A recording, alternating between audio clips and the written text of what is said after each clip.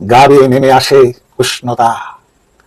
ক্ষুধা নিবৃত্তি শেষে স্বার্থপর পৃথিবী ব্যস্ত বিশ্রামে দিগন্ত বিস্তৃত শূন্যতাকে লঙ্ঘন করে কে যেন উদাসী সুর বাজায়। দীর্ঘদিনের উপসী পাকস্থলী বিফল হয়ে যায়। কানে কানে ডাক দিয়ে বলে, লবঙ্গলতা, তুমি কি ঘুমোচ্ছ? অসত্র শরীর ব্যর্থ সেই প্রশ্নের উত্তরে ঘুম নেই, ঘুম নেই। পেট ভর্তি শূন্যতা নিয়ে দুবাহু আস্ফালন করে এই এই দেখো, এই দেখো কত কত উলঙ্গ সন্তান। পেটে খাদ্য নেই, মস্তিষ্কে শিক্ষা নেই, শরীরে বস্ত্র নেই। এক একজন ঝুড়ি হয়ে আটকে গেছে মাতা মৃত্তিকার বুকে।